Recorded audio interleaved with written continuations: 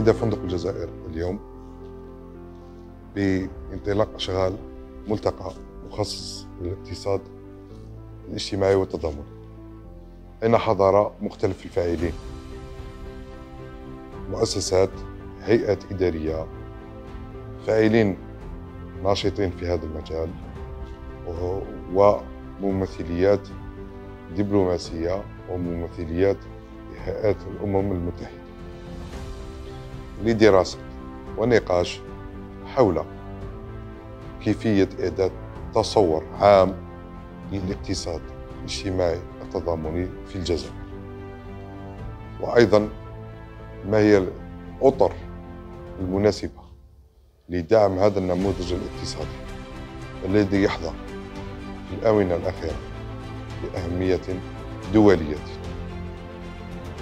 ونغتنم هذه الفرصة كوزارة العمل والتشغيل والضمان الاجتماعي لتبادل الخبرات مع مختلف الفاعلين، خبراء ومراكز أبحاث لإعداد استراتيجية وطنية واضحة المعالم من شأنها دعم هذه الأنشطة بهدفين: هدف اقتصادي وهدف اجتماعي، خاصة وأن هذا النموذج الاقتصادي يوفر للسلطات العليا إطاراً للحفاظ على كل القدرات الإبداعية لشبابنا ونسائنا وكل ما له من حرفة أو إبداع للحفاظ على الموروث الثقافي الجزائري والترويج للسلع الجزائرية التي تعرف رواجاً عالمياً.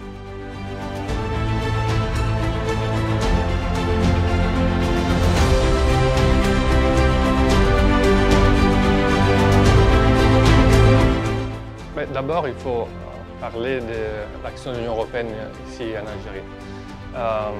C'est en fait le résultat d'un dialogue, d'une discussion et d'un contact politique qui remonte depuis des années en fait. Avant que ces programmes soient lancés, il y a été vraiment presque interminable nombre des étapes qui nous ont menés ici aujourd'hui.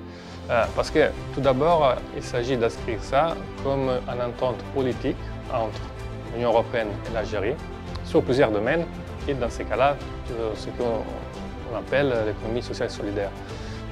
Ici, l'idée, effectivement, c'est de dire qu'à part tout ce qui est l'économie, disons, fondée sur les marchés, il y a tout un autre type d'économie qui peut exister, qui doit exister, qui est aussi très forte en Europe, qui ne se base pas forcément sur les capitaux ou sur les marchés comme on l'entend de manière libériste, mais qui se base sur d'autres principes qui sont très forts et très propres aussi de l'Union européenne, mais on a bien entendu aussi de l'Algérie. Donc l'idée de travailler sur le territoire d'abord avec les forces qui sont sur le territoire d'une manière solidaire, des fois même coopérative. C'est ça l'idée de ces programmes, c'est que nous a permis, comme je disais, dans un procès très long, de créer ce partenariat avec l'Algérie.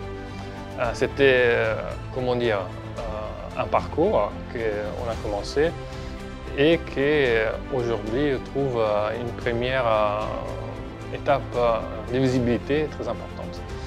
En fait, nous ciblons les personnes sur le territoire, les jeunes, les femmes notamment, mais quand même tous ceux qui peuvent donner des idées d'économie sociale solidaire.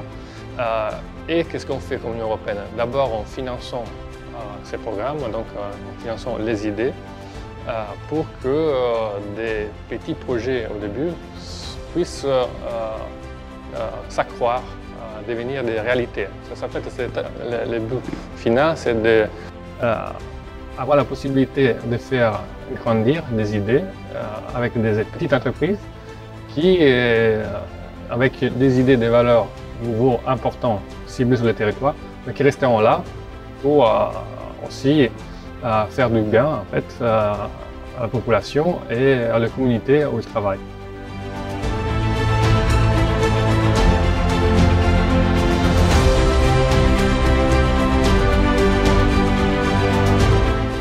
Mes attentes par rapport à l'année et demie qui reste de mise en œuvre, c'est qu'on va pouvoir vraiment réussir à atteindre nos objectifs.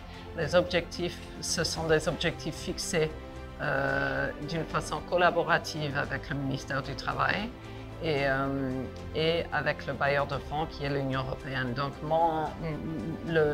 la première attente, c'est que nous réussissons à atteindre nos objectifs collectifs dans la mise en œuvre du projet. J'espère aussi qu'en mettant l'accent sur le progrès et tous les gains que ce projet a pu atteindre dans les 12 wilayas ciblées, qu'on va pouvoir jeter les bases pour un vrai ancrage juridique de l'économie sociale et solidaire en Algérie qui va nous permettre d'aller bien au-delà des 12 wilayas initiales et vraiment promouvoir l'ESS à travers le pays. J'espère que le PNUD va pouvoir jouer le rôle de partenariat dans cet effort national tout au long de ce processus et je sais que nous avons les capacités et les forces pour le faire. Donc, en tout cas, je vois beaucoup de possibilités, beaucoup de potentiel, non seulement pour l'année et demie à venir, pour la mise en œuvre du projet, mais bien au-delà de ça.